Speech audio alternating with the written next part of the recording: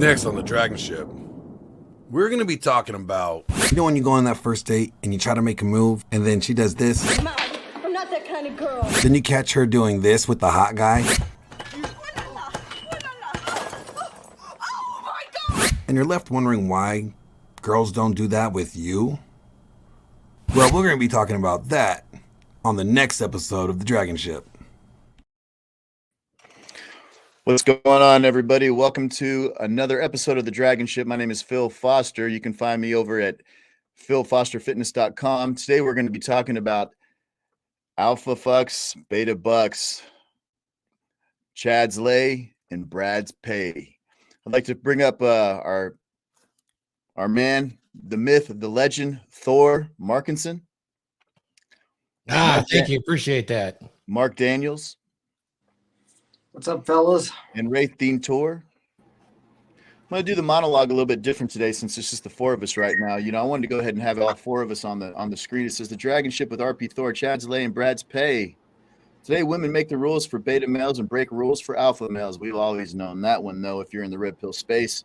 Hence the old age saying alpha fucks and beta bucks. This has been the duality at the core of human-female mating strategy. So arm yourself with the experience of these successful men, Thor, Mark Daniels, and Raith Deantior, with the real-world impact and willing to put themselves out there for your benefit.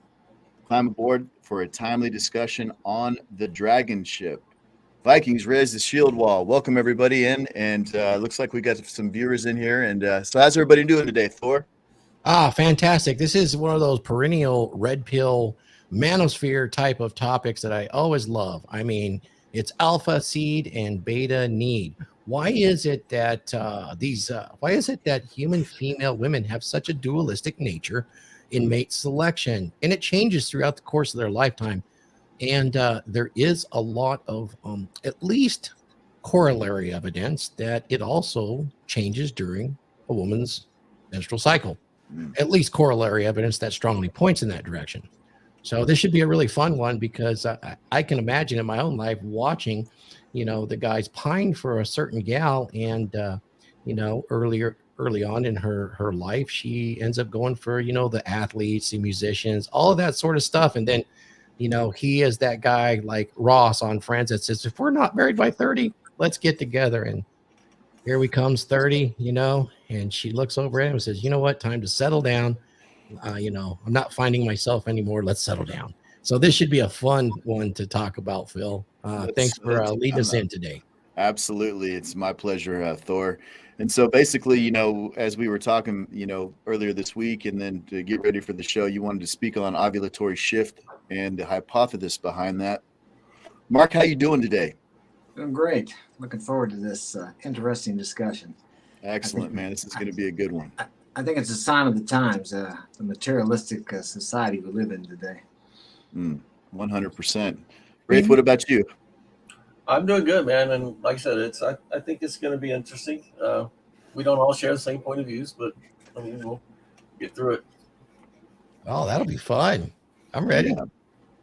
Well, let's do this. So basically, you know, discussing of ovulatory shift and, you know, the premise behind a lot of the reasons why women behave the way they do throughout their life, you know, and so, you know, the alpha, you know, the alpha fucks, beta bucks side of things, obviously they go through that transitional phase in their life. If I do seem a little bit blurry, guys, it's my apologies. I'm having some sort of internet issue on and off for the last couple of days, so my apologies to you on that. You know, basically, ovulatory shift it's an interesting topic. You know, I want to credit Wiki because I did a little bit of research on there, and Thor's also got some graphics that we're going to put up here as well. The estrus evolved to facilitate reproduction and maximize reproductive success, or the success of passing one's genes by producing offspring that are most likely to survive and reproduce themselves. The ovulatory shift hypothesis proposes that motivation and desire to mate should increase during the fertility window. So believe it or not, a lot of these girls, they go through these cycles in their hormonal month to month thing where it's, you know, hey, they're in ovulation, you know, estrus and all those good things. And so, yes, Thor? Would you like to see the graph while you're presenting? Yeah, that would be awesome, man. Let's All start. right, let's do it. This is a good one, by the way. This one kind of shows the different type of hormones throughout a menstrual cycle and why this is so influential on female choices in men. And Phil's going to give us a good indication of why that might be. Yeah, it's an interesting graphic because when you really start to listen to some of these things that they've put out here, on this, there's actually scientific information about this. They've actually broken it down. The ovulatory shift hypothesis proposes the motivation and desire to mate should increase during that fertility window. And you can see that right there on the graphic. An ideal mate could have many qualities: resources to care for offspring, the physical ability and social status to protect a mate and offspring, and compatible personality for long-term pair bonding. It's interesting when in our space, in the men's space, especially the red pill community, it's the younger girls are it's party time, and it's I'm out here and I'm looking for that alpha itch to get scratched, and as they hit that epiphany phase in their life, and that biological clock starts to tick down, and they're ready to settle down and start having a family. So I don't know so much about that pair bonding on the end of that. Thor, what are your thoughts on that? Hormones definitely play a role, in particularly oxytocin after actual sex and orgasm. So I think there's a stronger role to play in that and the emotional bonding that occurs rather than this chart right here. I think this just sets up sets the ball on the tee ready to be driven downrange, shall we say. 100%. Evolutionary theory and sexual selection theory suggest that an organism's top priority should be to maximize survival and reproductive success. Thus, the ovulatory shift hypothesis proposes that women possess a dual sexuality, where during the fertility window, a woman should prioritize attracting and choosing a mate with the best genetic quality or good genes, since this is the only time she can become pregnant and pass on her heritable genetic qualities to her offspring. And so that kind of lays into what we talk about in this red pill space, or in men's self-help, or whatever, the men's communities, or we'll just coin MLD's phrase, right? It's money, muscles, and game. You got that status, you got the physicality that's going to definitely attract women, and so right. that is a definite thing right there. See, birth control, doesn't birth control throw a stick in the spokes of the wheel in this whole deal? Yeah, definitely. And I'm going to touch on that. It does, definitely. And we're going to touch on that here in a little bit, Mark. I will definitely hit that. Okay. Definitely. So understanding that, you're up against a hormonal wall, guys, when it comes to women, and understanding how they operate. It's important. So some research has suggested that over the evolutionary time, women may have maximized their reproductive success by seeking good genes from extra pair copulation. Do you guys know what that means? You guys ever heard that, Raith? I don't understand that. So an extra pair copulation would be what, Thor? It would be outside of the normal mating pair, like cheating. Yeah. How about cuckolding? Chad? Is Chad outside the normal mating? Chad's outside that? Certainly it can be, and that's a big part of what we're talking about right now. Yeah, Chad and Tyrone are definitely outside they fall into that category. It says cheating on their partner at high fertility, while also maintaining long-term pair bonding with their partner who provides parenting resources for the offspring, sometimes called the dual strategy hypothesis. And once again, you can find this on Wiki, but it's important to understand that a lot of the things that we read about in this side of the internet, or listen to on podcasts or live streams, are definitely 100% verifiable and backed up by science. And so the sexy sons hypothesis here. Yeah, and that's the thing, right? Is it's verifiably backed up, and that's the important thing. So it says, of course, an optimal partner is one with both sexy cad and good dad traits, but such a man is statistically unlikely to be common. I couldn't find the statistic on that. I don't know, Mark, Raith, Thor, do you have any idea on what the statistics of that would be? Would that be the top 5%? Well, you kind of have to get back into the evolutionary psychology, such as the work that Dr. David Buss did with the evolution of desire. He kind of leans towards this, at least in the part where he's worked with Dr. Marty Hazelton on this ovulatory shift. Now, I think they may have taken this information, it's corollary evidence, and they may have shifted away from it. But at the time they looked at this, a woman that's ovulating has a mate preference that is different than when she is not. And they did a lot of questions and answers towards this. And this seems to be backed up over time by the advent of parental testing in DNA. The numbers on that are quite startling. And so I guess what I'm saying here is when a woman enters into that ovulatory phase, her desire for good, solid genes that are attractive to her, where she has desire, even sexual desire, is stronger, at least instinctual, down at that mammalian brain level or even below. It's get a mate.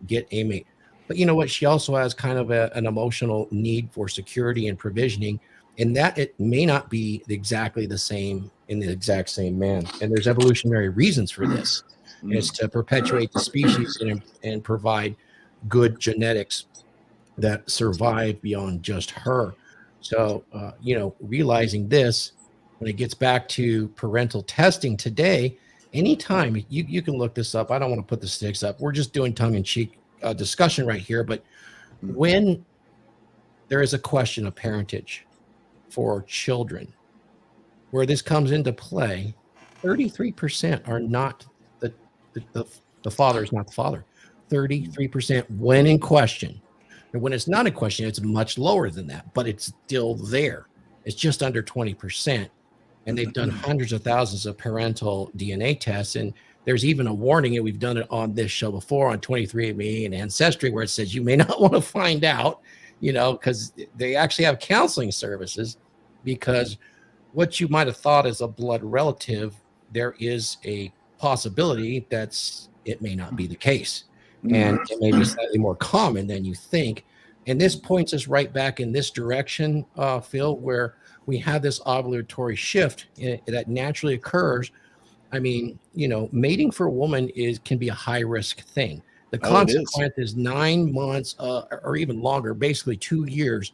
It's 9 months of kind of reduced functionality, extra food and provisions and security is needed. And then there is the extra care that she could be using to survive in order to keep the children alive, to get to the point of weaning before this comes back.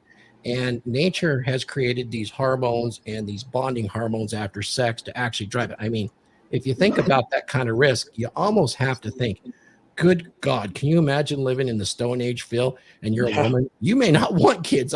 Mating has to be the last thing on your mind. This is serious business. It's dangerous. Dangerous business. So nature has given certain rewards and incentives that drive this. That's almost beyond reason, logical thought, in order to ensure this happens in us. And we're very unique because we're the only mammal that conceals this ovulatory period, or what did I call it earlier? It's their estrus. We conceal estrus.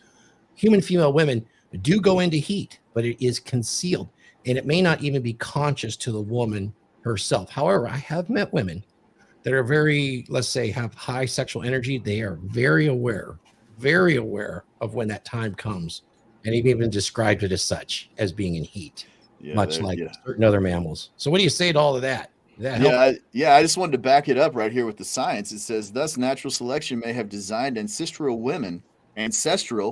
the Stone Age, like you were speaking on, to be opportunistic. If successful, this is the magical part of this whole thing. Before we get to that graphic, if successful, a woman could gain the benefits of both high quality genetics and high quality parenting to give her offspring the best chance for survival. However, natural selection would have favored men who desire to provide for offspring that do not share their genes. So this would have been a risky strategy, like you were just talking about. So looking at that graphic there, I mean, if you could blow that up a little bit, you'd be a hero for me, because I don't have really good eyes. The follicular phase, you can see right there, she's kind of relaxed and flat. And then in ovulation, the luteinizing hormone starts to spike. And boom, she's ready to breed at that moment in time. You see that little window right there. What's that, about a week? And then she's ready to become pregnant for sure. she's it can ready to breed at breathe. any time. It's just Like around week 2 of her ovulation cycle, it starts to rise, and then it really peaks out there. And you see that progesterone comes up there towards the end after that in the luteal phase. And it's amazing because the progesterone falls into place for one specific reason only, because the need has been met, I would say. Would you agree to that? I would. And there's one thing that's missing here that you were going to put together at another episode that I think is impacting women today far more than anybody realizes. If you notice here, we're showing estradiol, which is, that's a combination of all 3 estrogen types in the woman. We're showing progesterone, critical. There's 2 things we're not seeing. We're not seeing that prolactin, and we are not seeing testosterone. Yeah. In this graph, which is interesting because it does increase along with that estradiol during this time. And that's an interesting thing because, if a woman is suppressed in that area, things change. And the use of birth control disrupts this process because they're all progesterone based. If you look at the luteal phase, that is what's also been called the nesting phase. Very high, runs very high, that in prolactin in pregnant women. So essentially the use of progestins, it's not the estrogens per se that is the large component in birth control pills, but progestins is what does this. And it's a big part that's in birth control that actually passes through our current water treatment system as it ends up in all of our drinking water, which has some kind of effect because progesterone can be passed through the gut and absorbed in the body. Yeah, that's incredible. Mark, you have anything you want to? Mark wanted to talk about the birth control issue. You want me to swing down to that? We can do that, definitely. Go ahead, Mark, bring it up. I just think it's like everything else. Any kind of, like your SSRIs, is that what they're called? Any kind of drug you take affects the way people feel and the way they react. So you're messing with the hormonal system here with a woman. And I was thinking also, as you guys were talking about the selection process, men have they have selection process also, but it's not as easy for them to, how do I say, to do it, for lack of a better way. As a woman, she can go out and find somebody pretty well anytime she wants to, but a man actually has to, it's just, a woman says yes, and a man has to actually go out and put some effort out. So I don't know whether a lot of that is so relevant today because, you talked about the 2-year window for a woman when she gets pregnant. Is that as much of a consideration for women today or as it would have been back in the Stone Age because they have so much support and help? A lot of women go and have a baby and they go to work, within the first month after they have it to go back to work, some of them do? Oh, I'm certain it's a factor. We're very oversimplifying here for the purpose of the discussion. Yeah, I understand. I was just thinking, I wondered how much of a consideration it is for women nowadays because they can work up until what time? 9 months pregnant or until they have a baby? Yeah, up to conception, I would imagine. I don't think it's. My question is, do they want to? Well, I don't think it's wise, and also if the baby's not bonding with the mother and the baby's in daycare within a couple of weeks or a month or whatever, what effect does that have on the child down the road? So that's something to think about too. I believe we've really kind of gotten away from a lot of the things we need to stay with as far as raising children. But I've been called misogynist and I got traditional ideas, so that's just my point of view. You've got the tough breaks, Mark. It's okay, man. I get attacked for my traditional views there. No, I think the birth control thing is a valid oh yeah, definitely. For sure. And it's like what Pitney just said, are women losing attraction to partners they selected while on birth control? There's corollary evidence that points in that direction. I can't say that it is firm science yet because it correlates a cause and effect. And there, like Mark said, there could be other factors that play into that as well. But at its base level, we're talking generally, we can generally accept that there is a corollary connection between on birth control attraction and off. And this has been admitted to by very, very many women. And that's the evidence that we have. Absolutely. Smells are different. Feelings are different. Emotions run differently. And so I think that's super valid, actually, Let me throw one out there for you guys. Now, me as a male, of course, I got a lot of kids.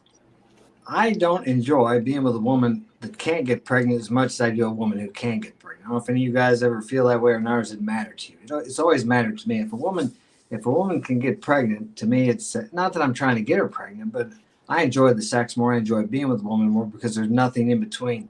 Maybe it's a natural thing. I'm not sure. I don't know if any of you guys ever thought about that or it doesn't matter to you. I try every single time. There is no. Let me do my Yoda voice. There is no try. Only do. Only do. I think there's like a hint of Asian in there. It's an Asian Yoda.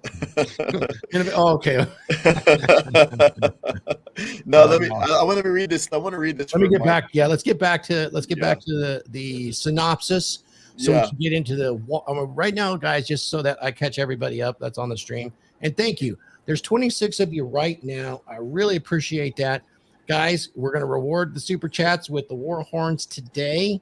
And I just want to stop everybody. If you go over to YouTube or to my YouTube channel at RP Thor, you can join for $4.95 a month, where you will get exclusive private videos from me and other things like that. If you are a member, I see it on screen. You can get your questions answered. You go to the top of the line, just like the super chat. So please do that. Take a look at that. Everything that goes on from that channel supports the DragonShip and every member here. So let's get back into this. What we're trying to do is put this synopsis out so that you have a basic understanding of why we might have the tongue-in-cheek dual sexual nature of women that we call, Chad's lay and the Brad's pay. So here we go. It's the duplicity. And so to answer Mark, the effects of hormonal contraception, this is important to hear. Since it has been proposed that changes in hormone levels across the ovulatory cycle are the primary mechanisms that cause cycle shifts, some studies have explored the effects of hormonal contraception, like the pill, on both women's cycle shifts and other people's ability to detect this cycle. We'll get into that here in a little bit. Studies have reported that hormonal contraceptives weaken or eliminate cycle shifts entirely. It has also been, proposed that synthetic hormones present in hormonal contraception that suppress ovulation also suppress the subsequent cognitive and behavioral changes found in natural cycling women. And other studies have stated that changes in synthetic hormones produce cycle shifts similar to effects produced by the real hormone changes in naturally cycling women. So it can go both ways, is what they're saying. Some girls that may not naturally cycle when they get on the pill will, and some girls that are on the pill, won't. So to answer your question, Mark, 100% it does mess with them. It's like all drugs. It affects everybody differently. Yeah, and hormones are really interesting. Hormones are communication. Imagine them as communication packets that are full of instructions, and they're different throughout the body where those receptors are, and they travel at the speed of blood, and they're intended to act at the most primal level. And guess what? Your nerves and your brains actually have receptors for these hormones, so it is causing nerves and the nerve cells to emit these neurotransmitters beyond your will, essentially, when these things happen. Yeah, that's the thing, right? Is hormones are 100%. They control everything in your body. Absolutely. And I wanted to just put a quick point out there. What you said, it's in our water supply because they're actually taking the pills and then urinating, and obviously they can't get that out. So believe it or not, everybody, even men that are drinking tap water and things like that, that's unfiltered, you're actually catching a little bit of those products as well. It's interesting. Raith, do you have any comment on this at all? As far as can I stop right there? Stop the show before we get to Raith. Yeah. Okay, great. I need to chat. You are nothing but unorganized, grabastic pieces of amphibian shit. Guys, I got 10 likes. There's 31 in here. It doesn't cost a thing. Help us out. We're trying to provide some real fun stuff for you guys here. Yeah. So we're giving you some science today. It's a science day. We're going to science class. Day. Come and like us, please. I really appreciate that. And I'm not going to apologize for that because that's funny as fuck. So let's get back to Raith. Yeah, this is good stuff. So I just want to hop in over onto sexual desire before. Raith, did you have a comment on that at all? We haven't really heard from you on this. I agree with all this, but I think there's some underlying things that we don't really take into account social constructs that current social constructs have an effect on it. And current attraction standards, they also have an effect on it. And current materialistic standards have an effect on it. Okay. Let's take body fat percentage probably 40 years ago. Okay. Body fat percentage was roughly for women, probably in the 15 to 24 to 25 range. All right. And as we become less active, all right, the body fat percentages aren't changed.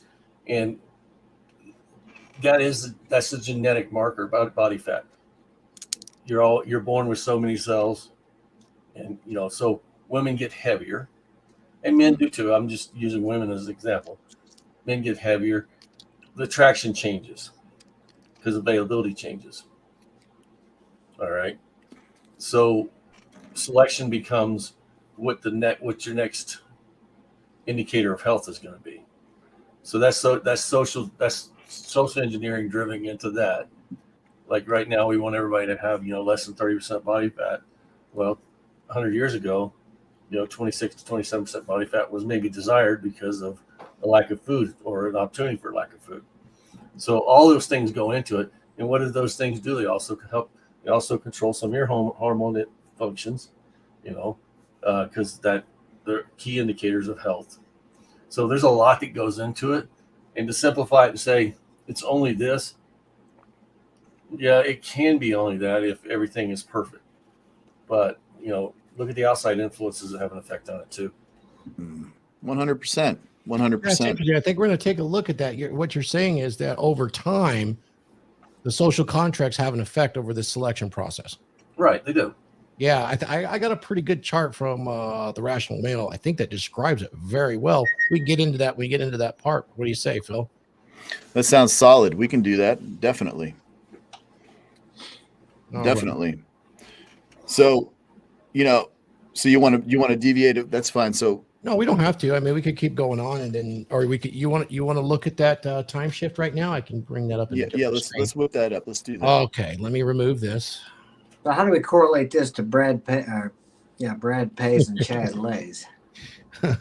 Well, I think let's get through this portion, and then we'll get to the timeline, because we do want to talk about basically. Well, but also social constructs change the perception of what a Chad is and what. Yeah, that's true. 100%. I think there's a fundamental part of that adds to it, but I think the fundamental baseline I'm going to push back is something that is universal. I can go back to some of the works that Dr. David Buss did, and what they found as far as attraction, and we would define it as masculine behavior in men as they grow and establish status in whatever society that they have, is pretty universal across the entire planet. So it must be something that's much more fundamental when it comes to that. So, and it seems as though as we move forward and add all these constructs on, it's an additive or a subtractive process to that base level, in my opinion. Would you agree with that? I agree, but I also want to say this, okay? If you go back to prehistoric times, survival was the social construct. All right? That was everything that we did to survive. Yeah, being herd animals, absolutely. Okay. As we industrialize, all right, the social understanding of social positioning for males and females has changed. Not to say that I agree with it, but it's changing. Okay, because the narrative is pushed that we're not just surviving anymore. When you get past the survival side of it, and you start trying to develop social acuity beyond that, it becomes, the top 15 to 20% drive what masculinity was. That's not the case anymore. I mean, the common theme right now is masculinity is what you want it to be. And that's been pretty relevant, pretty relevant since, maybe the late 60s, early 70s. We've been moving towards that. So now, if you identify as a male and you're a male, and there will be consequences that we're already seeing it. Right. And that's all I'm saying. You've got to watch the social constructs and see what effect the social constructs and have on attraction and on understanding and belief systems and on how we perceive ourselves as individuals, okay, based on those social constructs. Yeah. So why are 80% of the men aren't getting laid right now? Because they're not acting, and it's not as simple as saying they're not acting the way a man should act. There's other things that are going into that. Yeah. All right. And one of the things is unfettered unilateral attraction across the spectrum of human. So, and that's talking about bisexuality and all that stuff. So all those norms that we used to have, okay, that were, if you're this, you're not this. Those are going away, and you get to, if you believe what Gillette says, you get to define what is masculine is. And most men are looking to women to define that because of the thirst. You define that for me so I can get lucky. And they're not getting lucky. That's the problem. All right. And it drives a bigger wedge in what the differential of attraction is from an instinctual standpoint to what the social construct is. Well, so what are you getting at as far as this ovulatory shift? Are you saying it's less important or it's more important than the social contract? I think if you want to be successful at reproducing, is probably more important. But if you want to be accepted in society, it's probably less important. Well, that's a good point. That's a good social point. construct. That's a good point, because I will make the argument that the social constructs are actually based in Malthusian theory, and actually we are entering a potential demographic catastrophe because of the last 60 years of this. But that's another show. Yeah, and you see that why? Because look at the population rate in this country dropping. That is a very horrifying, guys. That is just to sidetrack for a minute, Phil. We're going to get back to the present. Oh, this is good. We're good, bro. This is good. This is good. I like them talking. This one is a very serious disaster that almost everybody is looking the other way on. Like him, love him, or hate him, Elon Musk is a thinker, and he thinks in such a way that it's easy to see, and anybody that looks can see. It goes against all political viewpoints right now, and that's the coming demographic catastrophe. And this will be a catastrophe that will rival even natural catastrophes, the asteroid, earthquakes. And the reason for that is when we have 7 to 8 billion people, we have specialized with information, with technology, with our social constructs in such a way that if we miss even 10 to 20% of any sector, we don't have the ability to continue forward with that sector, be it technology, production, energy, or even, making babies. And that starts a cascade event. Imagine anybody here, could you just go and build a toaster oven? Any man here? No. I'm just going to be honest. No, you cannot get the knowledge. You could buy one, but can you put it together? Can you get the coils right? Can you make the actual coils with the right resistance so it works with the correct frequency and amplitude of current that comes into it? Could you do all those things? Could you make the connectors? This is an amazing task, but it's so easy because how we've constructed our society and how we've integrated all these things. That's just an example. Once the population gets to a certain point, we're going to be a lot of old people. We're going to have we're going to have some young people that don't have babies to replace and teach these skills.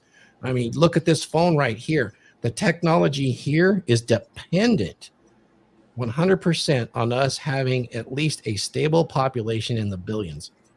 And without that, welcome back to barely even, the 18th century, if not before. Who has the skills right now to put together a wooden sailing ship? Because if we lose this skill set, it's only going to take about 20 or 30% of the population. You're going to wait for planes for days or weeks because there's only a few operating and it takes so long to get the parts constructed. We have a shortage on skilled labor now here in the West. And it could get even so bad that you might take a ship. And now that flight that took you 7 hours across the pond is going to take you 2 months. It's take a ship. Drop the oars. Let's go. Laugh as you will, but population collapse is a really serious thing, and it's not looked at. There are actually countries that encourage populations to immigrate as to maintain their status of living because of the social contracts that they have put on their citizens. They're not making enough babies. You can look at my part. Anyway. Well, and I mean, if you look at it right now, look at this country. Yeah. We're sitting there and we're screaming about people coming across the border. All right. And I totally believe in them and, people being able to come into the country and, find and develop. Okay. We're screaming about them coming across the border, but if you take all the vacant jobs or job vacancies that we have and you put everyone to work that could work, we're still 3 million people short of being able to have every job filled. Supply and demand. That's why they're coming. There's a demand. Right. Yeah. So that's and we as a nation have done that to ourselves. All right.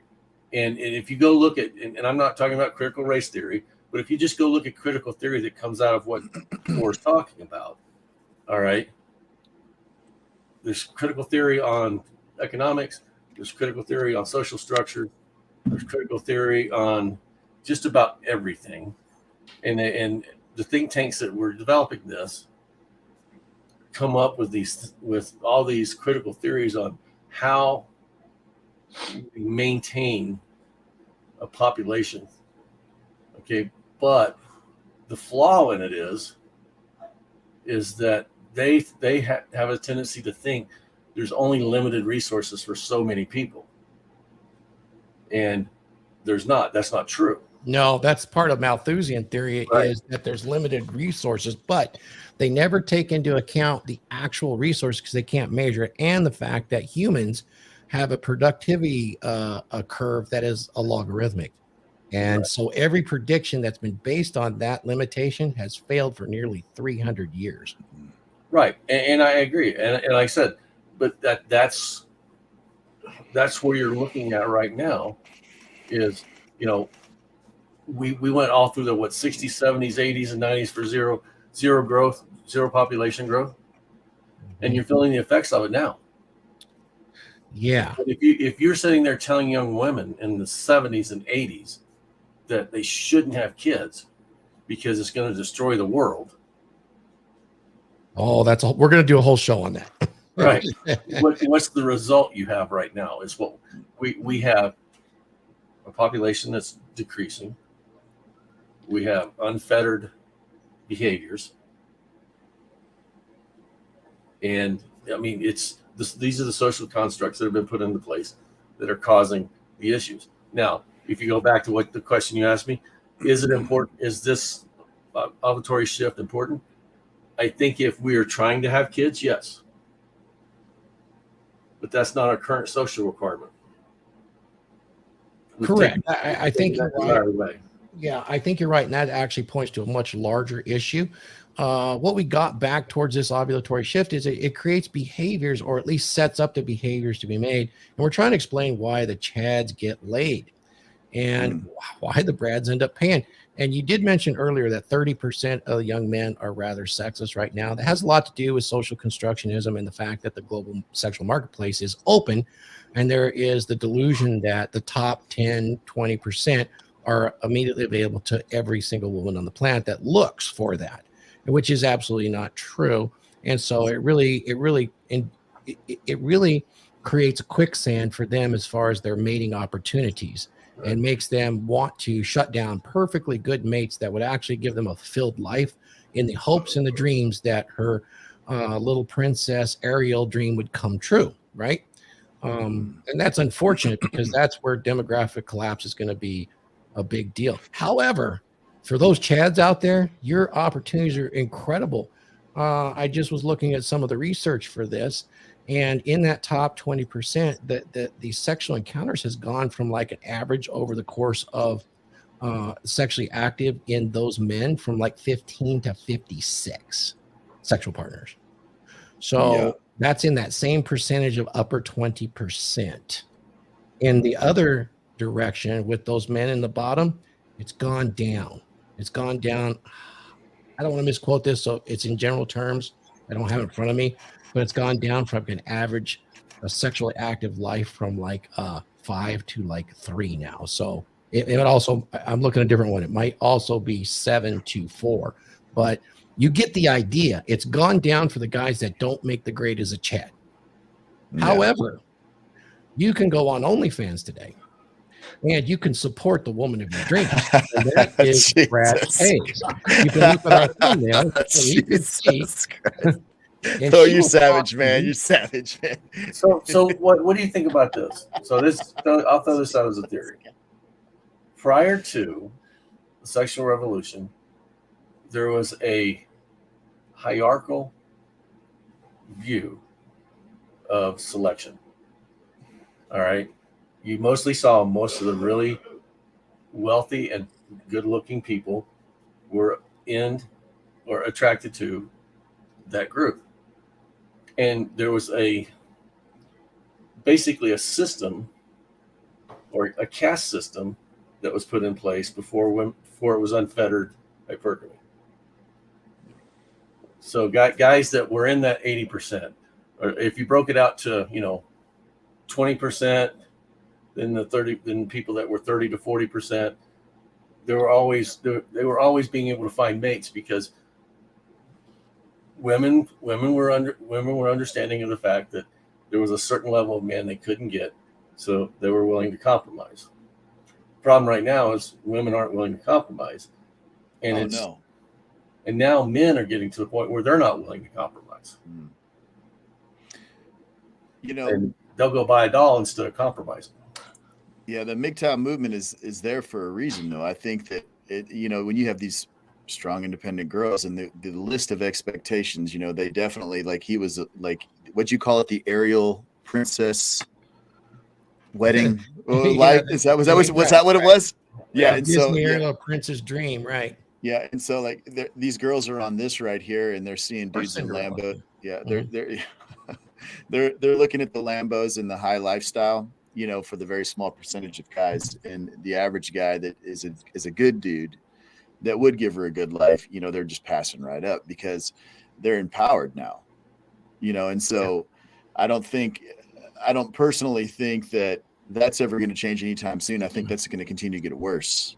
It's extremely misleading because the women, Phil, that go online and look at that, there isn't a man out there that doesn't at least acknowledge a woman that's interested in wanting attention, even if she's average.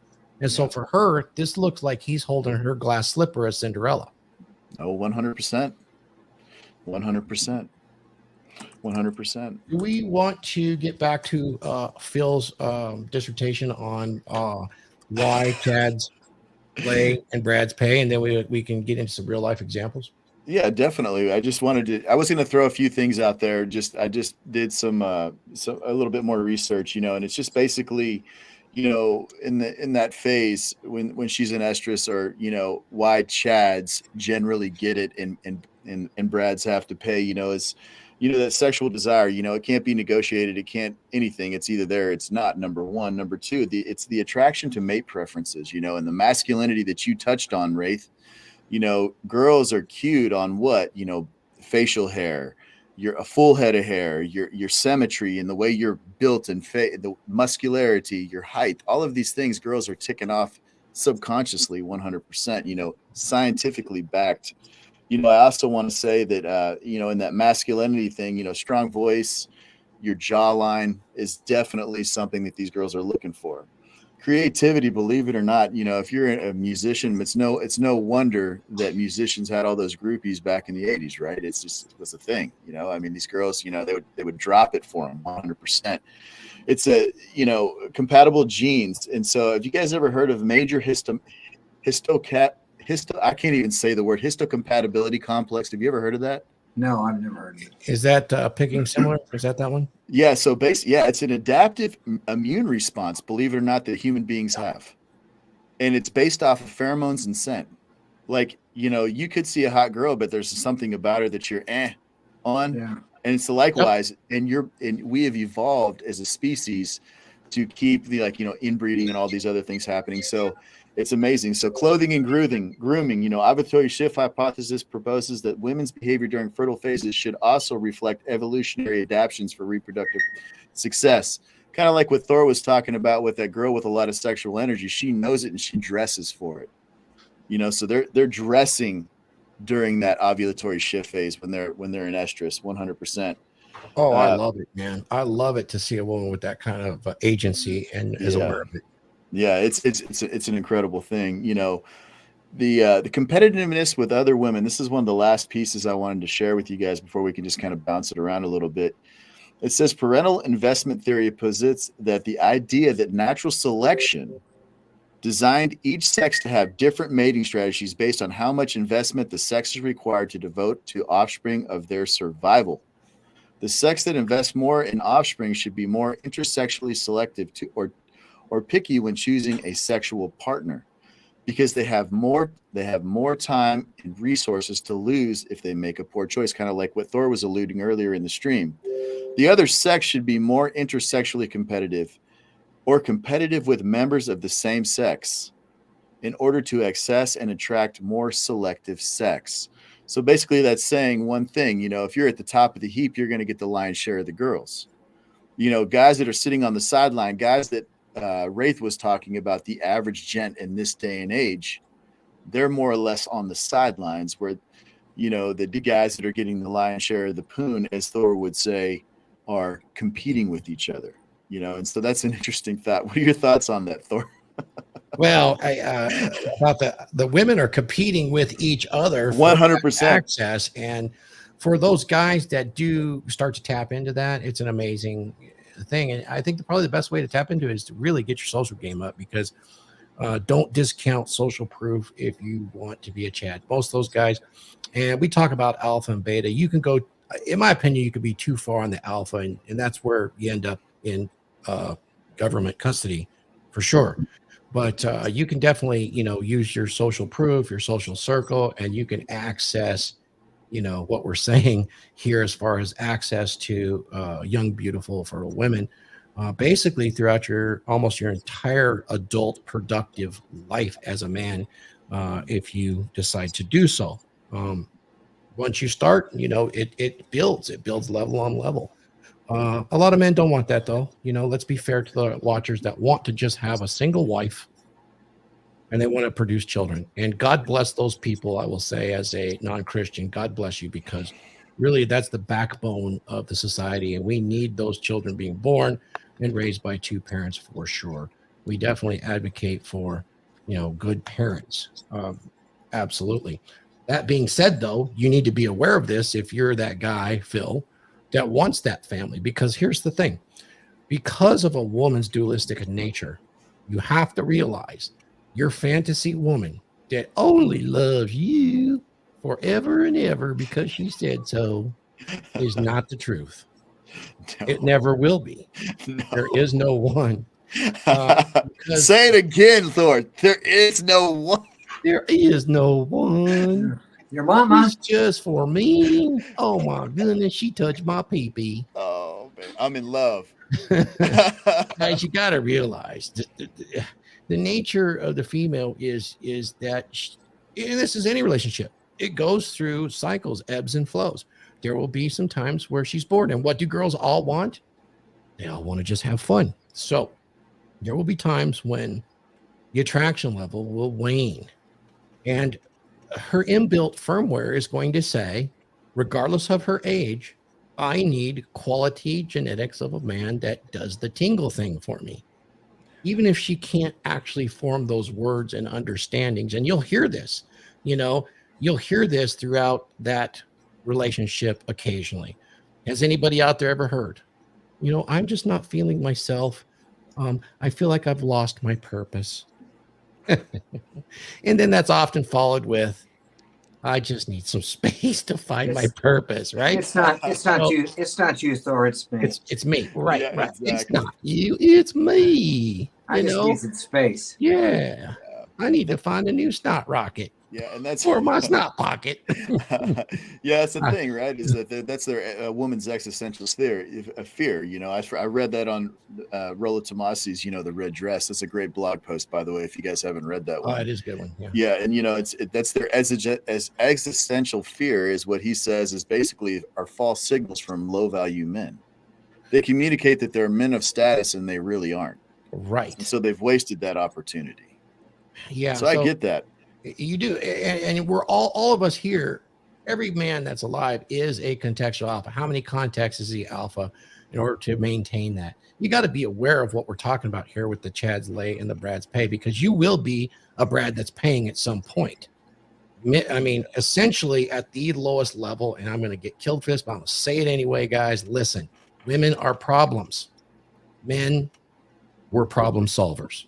Fits together like a hand in glove. And that's just the reality. So, be aware that this will, at some day, there will be a pull of every woman. And then that's where you come in to solve that problem and reestablish, your attractiveness. So even if you think I'm married and you're living that dream, God bless you. I want you to do that and have those children and raise them together. Statistics and probabilities will tell you, even though people haven't lived this way, that at some point after those kids leave, empty nest will hit her like a ton of effing bricks, and she'll either end up on SSRI, antidepressants, and or the personal trainer may have a visit or two. Oh man, Bill, you're a personal trainer. hey, shh. Let me throw this out there that you Yeah. mentioned this. I Googled what percentage of women are on birth control in 2022, and it says current contraceptive use increased with age from 38.7% among women 15 to 19 to 74.8% among women aged 40 to 49. The chances of them getting pregnant are slim. Why are they taking birth control, you think, 40 to 49, when their chances of becoming pregnant are really low? Interesting question, because there's so many different varieties. Is that strictly hormonal birth control? I just Googled. I'm not sure which one. It's got a graph, but I can't see it. It's too small. Can I comment on that while he's looking at that, Thor? Can I say something on that? I'm going to say that that's just a sign, basically, like girls that haven't went all the way into like menopause yet and stopped having periods, and they have a fear. Okay. I have a fear of getting pregnant. Okay, the kids are grown. I'm divorced. I hit the lottery. I got the house. I got the Jag in the garage. I got half his stack. Now I'm gonna go get me some hot cock. But I don't want to get pregnant at 47 years old. So I'm gonna call the doctor and get on birth control. So then what that means is a lot of women 40 to 49, I mean, I would think are still out running around. Well, there's actually a medical reason for that I have right here, and part of it is perimenopause. Having progestins released regularly for a woman regulates her period, where it would be on and off and cause the hot flashes and things like that. I mean, Proverin is an estrogen progestin blend for women, and that's perimenopausal. So some of that's prescribed not particularly for birth control per se, but it is the same hormones that's used in hormone replacement for women that enter menopause. And we could do some interesting talks on that, because talk about massive body shifts and psychology shifts is a woman running through menopause. And for some, it's horrifying, and to lose that fertility and lose her womanhood, so to speak. Look at women who do go through menopause. They look different. It's a really strange thing, the body changes. Everything changes. Yeah, Mentality even their changes. bone structure does. Right. And look at some men who lose their androgens at the same time later in life. Look at them and look at the women that have lost their capacity to produce hormones. Their bodies almost look identical. Hey, Really Thor, let me bounce this off you though. But wouldn't a better alternative be for ladies, instead of taking birth control, to get on some HRT or get with a hormone doctor and get that calibrated through like some therapy versus taking the pill? Oh, God help me. I wish that was the case. But, general practitioners will use what's available and just look and go, oh, well, this is what everybody else does, so I'm doing it too. It's safe for me just to throw a birth control pill out. I'll be honest with you. This week, I signed up 3 middle-aged ladies. You this should. week. That's fantastic. It's just like it adds to the quality of their life. Oh man, massively. Honestly, I think that it would save a lot of gray divorce as well, in my opinion. Yeah, 100%. Did I lose you guys? No. Let's get back to the Chad story. Yeah, I was just warning guys about, Chads show up anywhere, and if you're that guy that has a great family and things are really good, it's basically got to be ever vigilant of yourself, because as soon as you stop being Chad in some capacity, you start being Brad too much, Chads start to show up. Yeah, I've done that. Yeah, and that's relationship satisfaction. While some studies have shown that the fertile phase, women might be more attracted to flirt more and initiate sex more often with men who are not their partner. Your studies do not support the hypothesis that females change who they consider desirable reproductive partners when more fertile. Women in relationships tend to be more assertive and independent during the fertile phase. So if you aren't handling your business, it's over. Yeah, say that again. I want everybody to understand that. That's part of what we were just talking about. Oh, what, the last blurb? Yeah. Or do you want me to read the whole thing? No, just that last blurb. The last, this is perfect, brother. It says women in relationships may tend to be more assertive and independent during the fertile phase. 100%. So if you're not handling your business in the relationship, or she has poor relationship qualities with you, she's going to step out on you. I know girls that do that all the time. So here's your actionable advice, gentlemen. If the bedroom starts to wane, this is where you get into trouble, because the issue is every time you can actually have a woman have an orgasm, and I know this might sound beta to some, but when you have very satisfying sex and it's maintained actively throughout the relationship, it maintains a certain level of brain chemistry, including oxytocin, vasopressin for you, others that really help aid in the emotional bonding process. It's there for a strong reason, and that's to ensure that the children at least get old enough that they can survive on their own primarily. And it's important. That really will go a long way to cementing that relationship. It's often said that sex is the glue that bonds the relationship together, and that is a known fact. And I would argue with anybody that's not, sex is not the most important thing. Okay, but it is the glue that holds everything together, and without the glue, pieces fall off. And that drive in her is just, it is strong. You can go for a while, but it will eventually move off, and the beta orbiters will start to show up and start looking like contextual alphas. And so you really need, if you have a dead bedroom, it's a good indication that you might want to look into this area and start correcting things. Let me ask you something. Thor, on that topic, can I ask you a quick question on that? Yeah. Then, say dude's handling his business and he's taking care of business, but she's promoting the dead bedroom. Yeah. Then there's still, there is an attraction issue then. I mean, if he's doing his part and she's promoting dead bedroom, here's my first instinct, and probably most likely, there's already a Chad knocking her socks off. More than likely. I'm telling you guys, you'll say, no way, Thor, you can't know that. Hey, I'm going off probabilities and experience over 60, my 60 years. It's just that if women's getting her socks knocked off by that alpha context that is in, she is not interested in other guys. Will women have sex just for pleasurable purposes without emotion? Yes, they can. It seems the older they get, they're more capable of that. But primarily, that is not their primary mode of operation with sex. Yeah, it's got to be attached to a feeling, correct? Or an emotion. Yeah. Yeah, feelings and emotions, 100%. And that made me want to read this really quick. And I got this from the Red Dress, just because it kind of ties in with this. It says, what our subconscious truly wants is a pairing with a woman who has genuine desire for us. Hot, unmitigated, Darwinistic monkey sex is usually the manifestation of that genuine desire. But there are many more announced ways our male psyches will try to determine it. In past essays, I've had men and women run me up the flagpole for suggesting a man never buy lingerie for his girlfriend or wife. And this is what he quoted. He says, and so this is the guys talking. It says right here, he says, how's she supposed to know what I like if I don't buy it for her? And then the strong, independent woman says, I love getting something sexy from my man. Sucks to be you. So it's interesting that duality in them, right? It's just, Yeah. And so, I think with the Brad Pays part of that thing is these guys, they think that they have to lead with their wallets and not with who they are as a man. What do you think about that, Raith? I don't know. I've never led my wallet, so I haven't. I mean, it's always been, what I'm attracted to, and I go for attraction.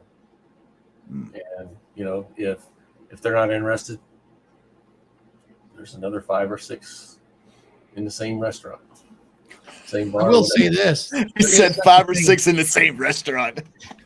There is such a thing as wallet game, guys. Oh man! Right?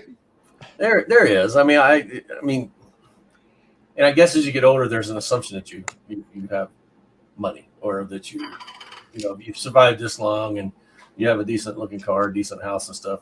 There's an understanding that you've made it, but it's not something I lead with. I don't say, hey, you want to see my car? You want to see my house, or anything like that. Yeah.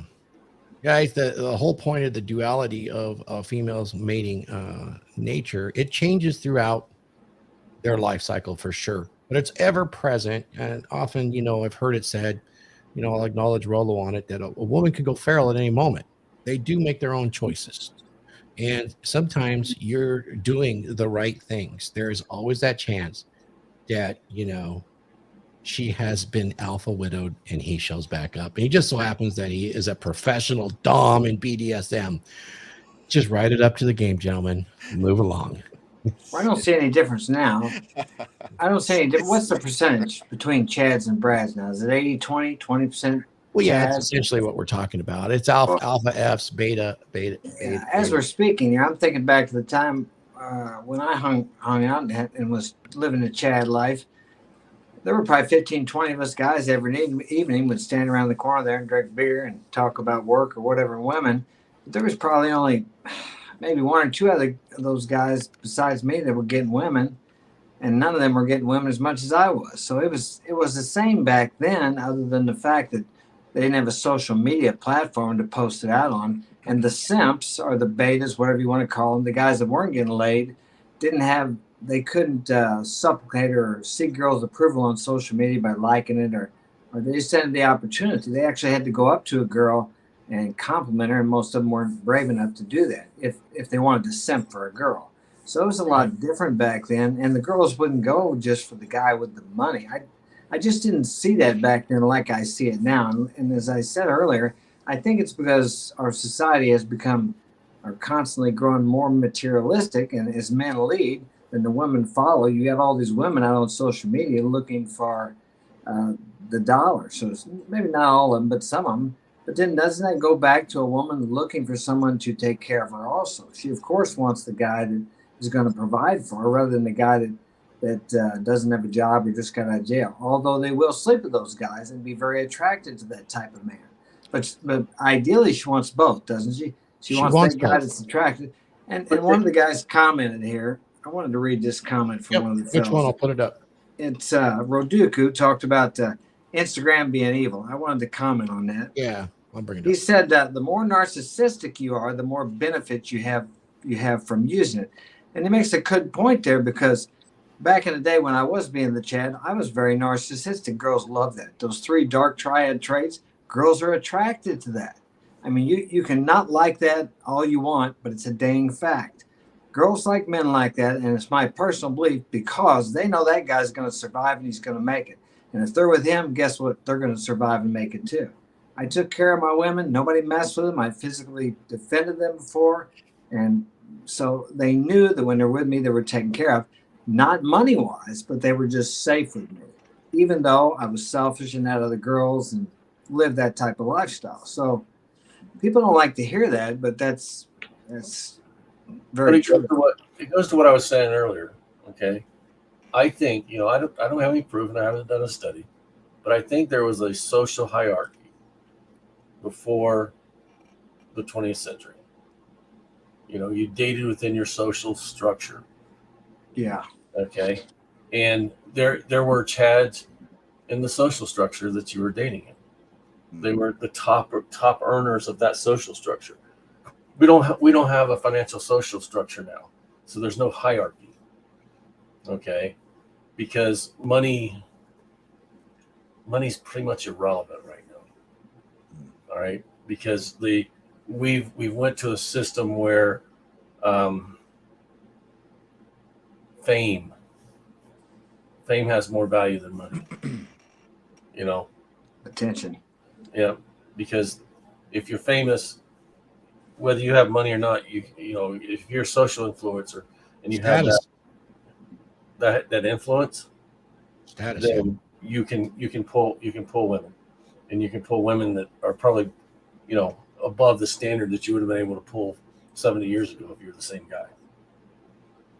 So it's a different structure, and it's a different dating structure because there's no hierarchy in it anymore. The famous and the rich can have all women, and all women think they deserve that now.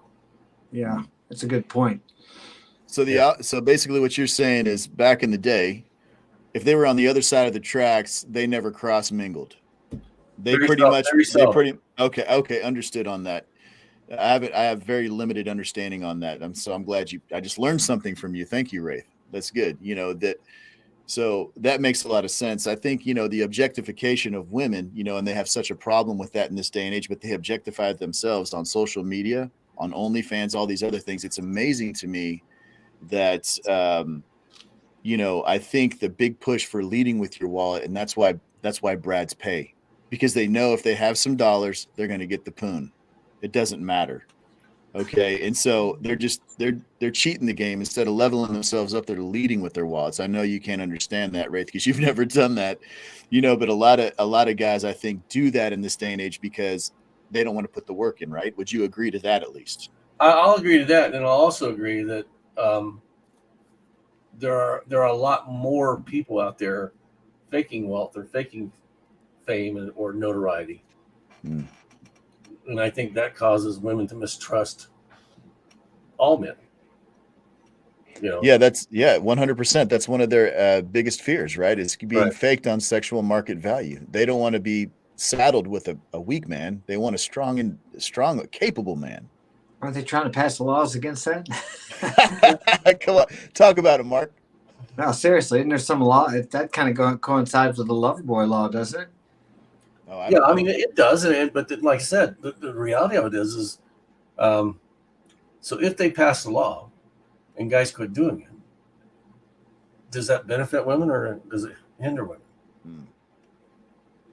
Because I think it'll hinder them, because I think it'll force more men to be more selective or to walk away like the MGTOW guys.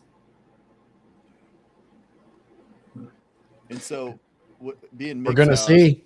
Yeah, we're gonna see. We'll have front row seats to that. Isn't that right, Thor? Absolutely. It reminds me of the Little Rascals. You guys remember? I don't know which one it was. He had the He-Man's woman haters club. He-Man woman hater club. That was That's the first DragonShip, right? Yeah. It's the DragonShip. I think that. All right, then that makes you Spanky, Mark. Yeah, who's alfalfa? Phil, are you alfalfa underneath that hat? I am. You guys are on to me, man. You guys literally have no chill, man. Who's Spanky, man? Spanky, that's it. And the problem with trying to manage attraction through social constructs or those kind of things is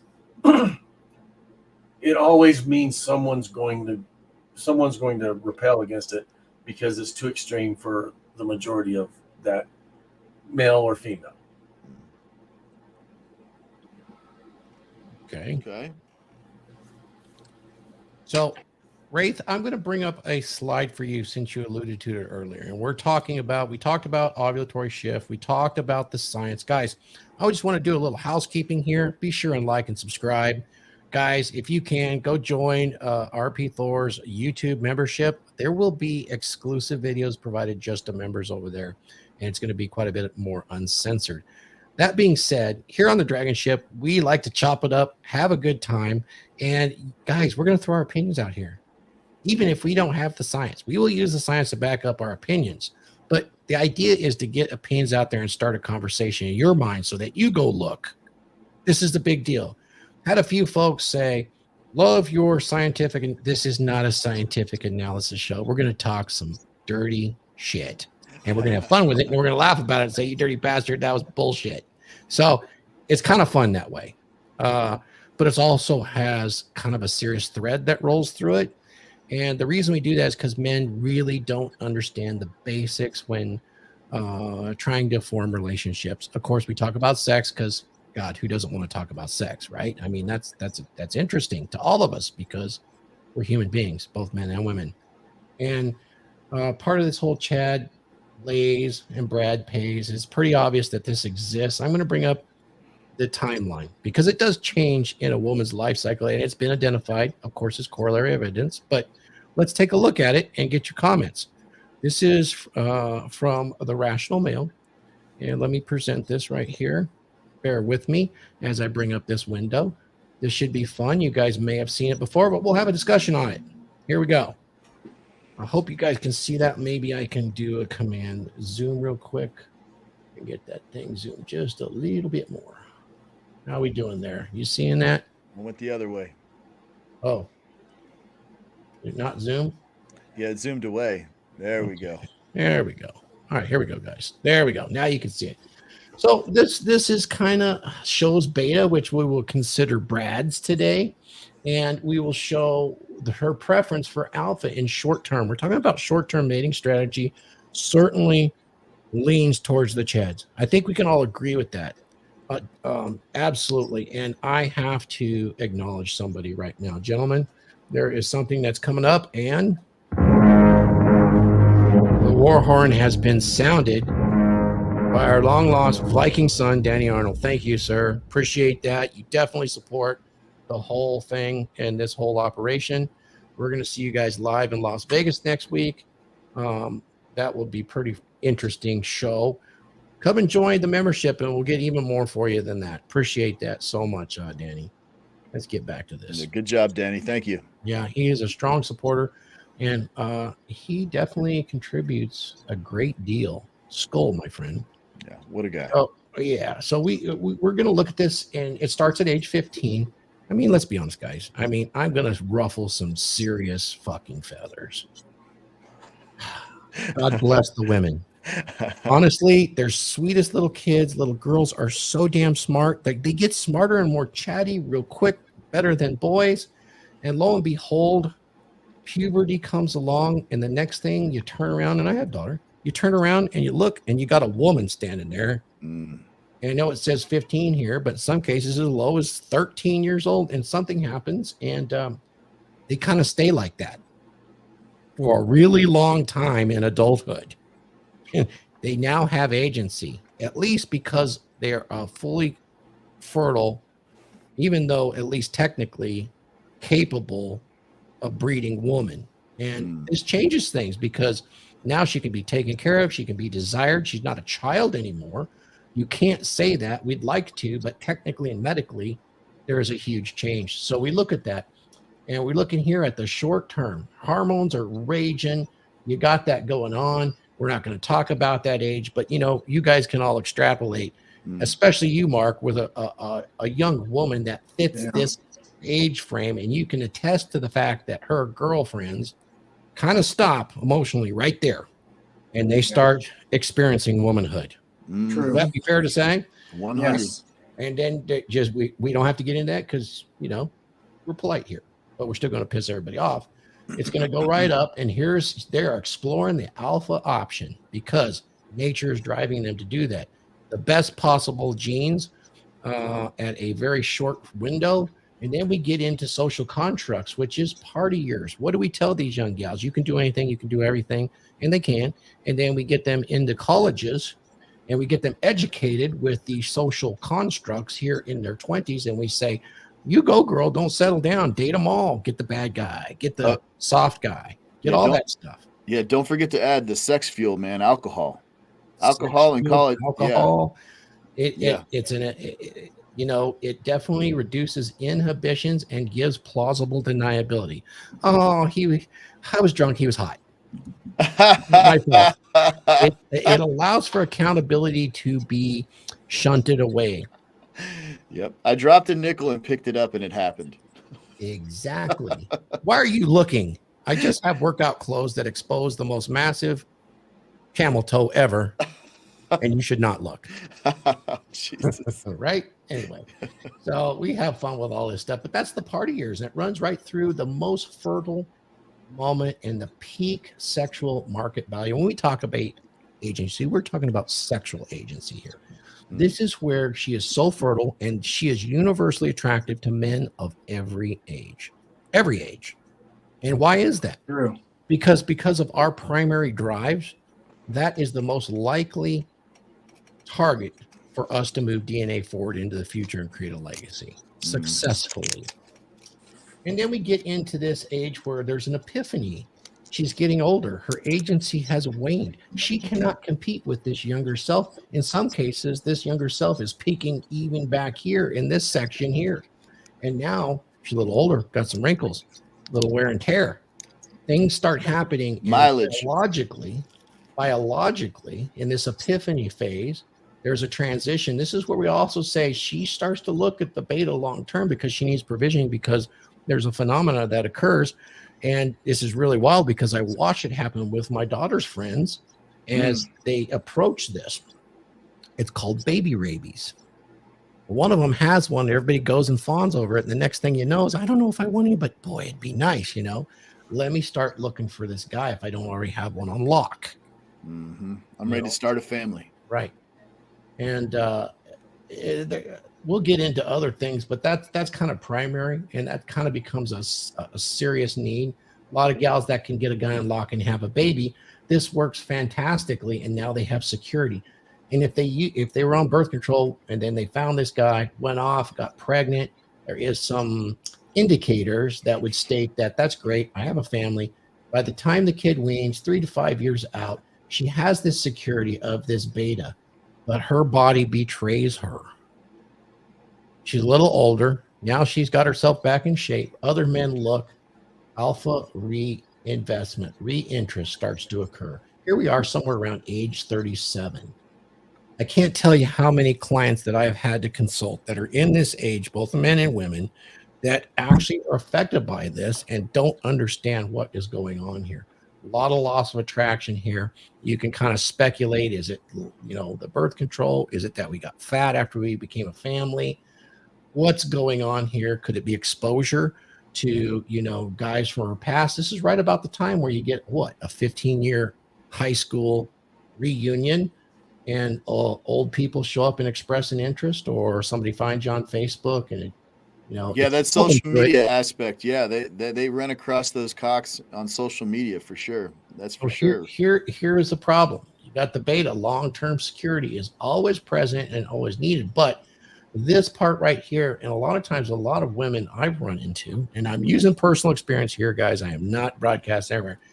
They really, have a re-interest in their sexuality at this point right here. This is a little burst. This is my theory only. There's a burst right here before they enter perimenopause.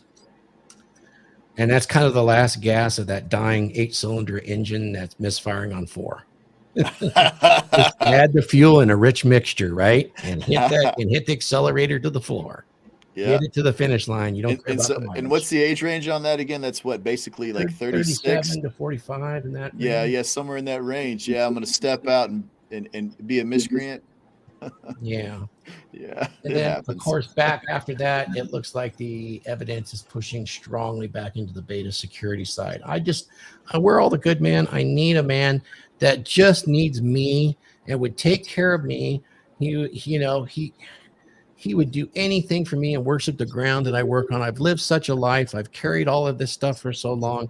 This is something that I earned just by my mere existence. And I've heard this, and you can look at it on Facebook too. You can always tell because all the memes that come out are focused on things such as that, How dare a man not give me happiness after so many years? I mean, it's just meme after meme, And I feel kind of bad because that's a tough place to be, because that's buy a dog and die alone era, Yep. for a lot of ladies. Now, if you have never been able to hook up and get that marriage or that, this is a very sad place to be. A lot of men will see this party years, and that's where, you have all these experiences. You got alphas in your past, and they don't feel they can compete, nor do they want to when there isn't an endless supply of this down here. Women that have a stronger desire for short-term alpha, you're a bit older. Oh, and the women hate this, and even the media will downplay this, but this is the natural order of things nearly worldwide. Women seek men that are older, more established, and have primacy. That's because the security aspect is very attractive to them. And socially it is as well. So interesting that Rollo had come up with this so many years ago. It fits right in with the Chad Blaze and the Brad's pay. 100%. And really, they're just looking for a guy that can actually jump between the two. Seem to be the most successful. I think you got to have some compassion for the women because they've been brought up with this lie that they can do everything men can. They're just like men. And then what happens is they go out and party and sow their oats. That used to be just for men years ago. They didn't tell women to do that. So they go out and sow their oats in their 20s. They hit about 30, then they want to find a man. And they're not as well. Who is it? I won't say the two women's name, but two women on social media called men predatorial that seek younger women, although they were enjoying those older men at the time. Now that they're older and 30 or 32, they consider those men predatorial. And that's what happens. They get to a certain age, and they don't have the opportunities they had in their younger years. But they bought into the little lie that they can do the same thing men can, and it's not true because a man, even 40, 50, 60, can still go out with girls in their 20s, should he choose to. It can be quite successful relationships too. I've witnessed. Yeah. It's not as predatory as you might think. How often? That's No, just a shame. I That's agree. just a This is shaming just- tactic. Mhm. Yeah, that's what they said. I disagree because they were the ones going out with the older men then, but now that they can't do that, I would say that women are very competitive and they're ruthless. So they look at the younger women now and are probably jealous, envious, and angry at the younger women, not looking at themselves, knowing that they were the younger women at one time. Yeah. So they're pointing the finger. Yeah, there's a few exceptions that understand their femininity and how to use that instead of that embitterment, like I'm owed. Oh, yeah, And it's those not- women actually right. don't last long, and they get snapped up even at the older age. I've saw it. It happens, and typically they will have that, kind of a high feminine energy and kind of an innocence. And even though they're older, and when that is applied in a relationship like that, guys pick up on that and they kind of get okay with it. Now, is it risky? Well, Yeah. those women do get snapped up, though. I can see them, and Yeah. And it's because you don't want to compete with the woman you want to entertain. That's Yeah. why. I mean, seriously, at that point, you just don't want to compete. I wanted to comment really quick, Thor, on this chat. It says it's Arx Hominin. He says it's no surprise that considering the average marriage age being CA 28 for women, the average marriage lasts about 7 years, which is also the time it takes for a child to become independent.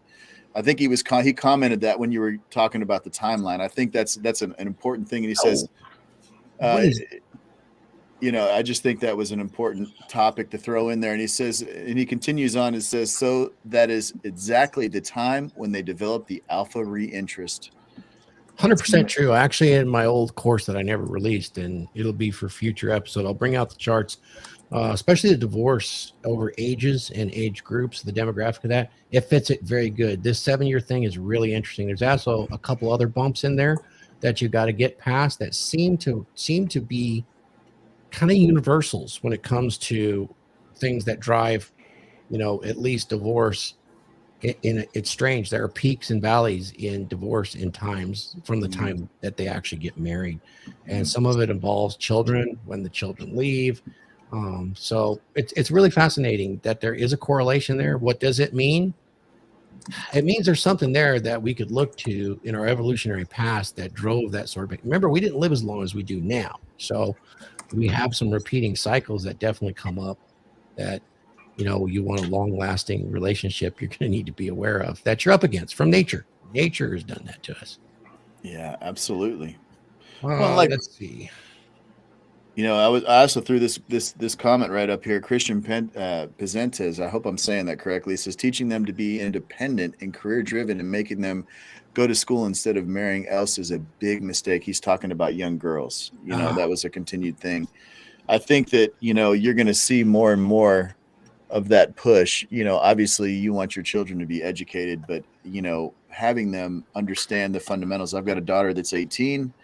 And I told her, if you're going to focus on school, focus on school. She wants to get into medical. I said, you got to find something that's going to be solid for you so you can have a little bit something there. And then once you're done with that, then focus on a family, and then go back to work once you have your family. There's no sense in. Phil, you brought up probably the most salient point here. All of us men on the panel right now have children. Yes, and I want to provide at least some sort of actionable thoughts that people can take back and can think about and investigate, especially everybody in the chat. And guys, if you would, we love your questions. It'd be really appreciated if you throw a super chat for any price. It doesn't matter. And or go over to RP Thor and join the membership. We're going to get into this way in depth. I'm going to do some live streams over there on the membership. Right now, there's only a couple guys in there, so it should be really fun. But, that salient point is we have daughters. What would we tell our daughters, knowing that we know, at least we have a concept and an understanding of female nature? How would you preface it? And we'll go around the table. How would you preface it with your daughters today? My daughter has grown and has done a lot of great things. I would like to think that I implied it with my thoughts, but now that I have this knowledge, it might be a little different. How I would make that approach. How would you do it today so that she is more in control of her choices when it comes to her inbuilt duality and mate selection? How would you train them or teach them? What would you leave them with if you just had a couple points to make? Just a couple. You want me to go first? I'll be happy to. Yeah, I mean, anybody that wants to go. Yeah, sure. Yeah, I'll jump on that. Parents, and we've done this to some extent. Either through social construct or warnings or examples. Mm-hmm. Yeah. And so basically with my daughter, from a relatively young age, I'm going to say 13, 14, we started talking about sex and what it is and what those urges are, and learning how to be respectful and respecting yourself at this time in your life and not making any rash decisions on those urges that you have. And realizing that your chastity, believe it or not, is going to, whether you protect it or give it away, is going to have a direct result in who you're going to be later in life when you're a full-grown woman and you have a life of your own. She's got a little bit of a cheat code. She goes to a private school, so there's a little bit of that, influence there as well. And she's got friends that have already dabbled, in having boyfriends and sex and things like that. And she looks down upon them, and she understands that, the appropriate thing to do based on what she's learned through myself and through school is to hold her chastity until she, gets married, if at all possible, and having that control mechanism in your mind, understanding those hormones are raging, those feelings you're having are completely natural and normal, and understand that, young boys, especially when you get into, upper teens, early 20s, there's not going to be a long-term prospect there. I mean, they're very few and far between that you hear about people that get together in high school and stay together for the rest of their life. I'm not saying it doesn't happen. Yeah. I'm just saying the prospect of that is very, very small. And so looking at that, I just told her, I said, you might want to consider that, because say you work on yourself and do very well for yourself in school, and you get in the medical field and you're ready to have a family and meet a good man. And he says, oh, by the way, tell me about your life. And he says, no, I can't do that with you. Along with the damage that comes along with giving away your chastity, and the causality of what happens when you take too many of them. Too many bodies at a young age. So that's pretty much the way I've handled that with her. The decision is ultimately hers, and I just tried to educate her a little bit on, the aspects of it. It's amazing to me. It's a shame that, a lot of girls that didn't have that opportunity when they were younger. Mark, what do you got? Well, I think it's up to the father to guide and teach their daughter what, the consequences of her actions, not so much as the mother. Because as a man, you know what the men are wanting when they're coming there, especially when they're young. My daughter's 16, so she's dating. I was that age one time, and I know what I wanted, and I've encouraged her to marry if she decides to somewhere between 20 and 22, but not to marry a man in his 20s. I don't know about you guys, but in my 20s, I was married at 24, but I wasn't ready to settle down yet. Men in their 20s are still wanting to run around and spread their seed, so to speak. So I explain all that to her, and she has a difficult time finding. I mean, she's dating now, but most of the boys turn into, how do I say, they're weak. I don't know if they don't have a father at home or what the problem is. And it's very well. She came up and sat on my lap last night and was crying because her and this friend quit talking. I said, well, you're going to go through a lot of guys. I said, it's just the way it is. You know, I've told her not to be sleeping with all these guys, of course. And like Phil said, ultimately it's her choice. But I explained to her the consequences of that. And also I encourage her to marry, but I don't encourage my sons to marry here in the States, because she has everything to gain and really nothing to lose. I know some women think that, oh, well, what if I give myself to this man and then he just bails out on me? Well, she's not really going to be at a loss for anything, especially if they have kids. She'll still have her kids provided for her. So I just try to explain to her that, you know, how young boys are, how I was, and what most of them want. And of course, at those young ages, they're not looking for anything serious. Usually, they may think they are. They think they're in love because they're thinking with that small head instead of their big head. So really, that's all I can do is just tell her how things are from their point. Give her an understanding of what these boys want and what a man wants when she gets ready to get married. What kind of a woman they're looking for, and it's a woman, a man. The kind of man that I want to marry her is the kind of man he probably is not going to accept a woman with a high body count. He wants a woman who has not been with a lot of guys, and a woman who is that can take care of him and provide a peaceful home for him and everything, you know, a mother to the children, and somebody who can. That's what women don't understand. I don't care how much a woman makes. I don't care what her career is, and that's why I try to explain to her. A man that you want, a good man, is going to provide a good lifestyle. Doesn't care about that stuff as long as you're not sitting around the house watching soap operas, eating chocolate, and getting fat. And if you're doing something, you don't have to have a career. You don't have to go to college. You don't have to do all that. That's the way I look at it, because I've always taken care of my women. I didn't have to worry about it. So that's my take on it. Raith, if you had advice for your daughters on their inbuilt sexual nature and navigating that successfully in relationships. Yeah, we were all very open with my kids about sex, and I mean, I taught them that it was pleasurable and all those things, but there was there was responsibility that went with it, and that's what a lot of people aren't teaching their kids today. There is responsibility that goes with it. And you know, even with the best intentions of birth control stuff, you know, there's still a small percentage of people that still get pregnant on birth control, and you know, that's the first thing I taught all my kids, even my sons. There's responsibility that comes with sex. All right, and then I taught them that if you're going to do that, you're going to have to accept responsibility for any of the outcome that comes from it. And I think that kept most of them on the straight and narrow, but in the same instance, most of my kids have been married long term. So, and with their mothers, it was a long term marriage for, my wife and I. So with my first three kids. And with my second family, after my first wife died, I mean, I think I've instilled that in them, So, but like I said, it's more about teaching responsibility and taking responsibility for their actions. So if you had to teach them about their sexuality and the dual, would you even talk to them about this inbuilt part of their sexuality that presses for short-term alpha and long-term beta needs, and how to balance that? I think probably with my daughters, I taught them more to respect themselves, and that by respecting yourself, and just respecting what the outcomes you want in your life, were probably going to be more beneficial to control those urges. Okay. And with my sons, it was more about, understand that, you're going to be in situations where you're going to have opportunities.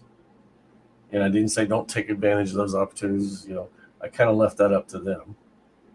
But men have to create those opportunities, and women can respond to the creation. So that's kind of where I left it with my daughters. It's up to you how you respond to that created opportunity. And I left that with my son, the same thing. If you go out and create the opportunity, take responsibility for it. Okay. Fair enough. Guys, we have another one. Let's go to one of our good friends and give him a super chat. Guys, this really helps the show. Get the war horn. Abdel over there in on the Mid-East, we appreciate you and your faith. Love the show and the panel. Chat school. Interesting. I'm going to encourage everybody. Guys, we would love to answer your questions. Send a super chat, join the membership. Once again, hit the like button, hit the subscribe button on all our channels. Every man here has a channel and is a content provider. And shout out to those guys that jumped over from Rule Zero. Arcs, we appreciate that. Arcs, Hominin, and some of the other guys definitely appreciate your patronage here, and we will try to pump this content out. I will get back to myself, and I will cause some shit to be stirred again so that you can all smell the flavor. Smell what RP's got cooking. So here's my take on it. If I had it to do it now, I will tell you I did this originally, but I would change a little bit of my approach if I had it to do over again. But essentially, my mentality with my wife, my daughter, and my sons is they were my property. I owned them as property and had to viciously protect them and secure them and put opportunities in their path so they could be successful from square one. That was my burden of performance. And it's a mentality. I didn't speak it like that, but I treated it as such. Of course, anybody taking this clip will get pissed off of it. That's the level of thought that you would need. And it's the level of thought that caused some conflict. And the reason it did is because sometimes I have to make choices of not being making a daddy's girl, or making a son my best friend, or treating my wife as my very best friend when I had a tough decision to make because somebody's rebelling or somebody's doing something that's disrupting, the continuity of the family.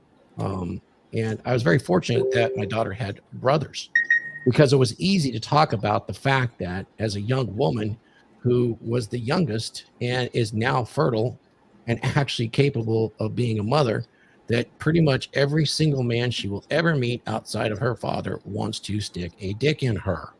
Straight up, doesn't matter. We talk about that as friends, and you can have acquaintances, you can have all of those things, but you just got to realize that is kind of a woman's burden. She is desirable. She has that agency and she can use it to her advantage. But the problem is, once they have that in their pocket, they kind of stop with the rest of the decision making. Women have a tendency to make self-destructive decisions based on their emotion. Oh, this feels good. It's fun. All my girlfriends are doing it. It can't be wrong. It can't be wrong that they're all doing this. It can't be wrong that they all have 50 bodies, all of those sort of things. So you're going to have to make decisions. Yeah, you're not going to spend the night there. Yep, I am the bad guy. I might send mom in and have an argument with mom in private, away from earshot, about these very things. And I was very fortunate to have a wife that definitely agreed with that strategy and that I had ultimate authority to make those decisions. Now, she did real good at making a case that made me think, and in several cases, change the approach. And that's a double win when you can do that with a good woman that is your wife and the mother of your children. But you're going to have to make those hard decisions, particularly in the teenage years, because it's not too long after they start their menstruation that they know everything and they actually start rebelling against their mother. And it's like, Mom, you don't know anything. I'm a young woman. I got all this attention. Essentially, I'll rebel against you too. So, your wife definitely needs a lot of support with the daughter when that happens. I didn't particularly understand at the time about alphas and betas, but I understood that every man would do the same thing with her if they could and if it was available to do so. And that I had to prepare her with the ability to make decisions. And I understood that, at least I told her, the kind of man she should look had to have some primary skills. Health was number one. He had to be into health. And he had to be able to make friends anywhere. He had to have social abilities. And after that, he had to have means that if all of her study went wrong, she's well taken care of. So essentially, I addressed both angles. I think I would be a little bit more, I'd use a little bit more references and stories today if I had to do over again, but ultimately it turned out quite well. You know, she married a man that was older than her, exactly in the ranges we talk about, very socially competent and very well off physically. And, you know, he had money, muscles, game, and frame. He fit all that bill. Now, she had boyfriends before that were not that at all. You know, even betas that didn't talk much, you know, well, I said, I love you. That's all I need to do.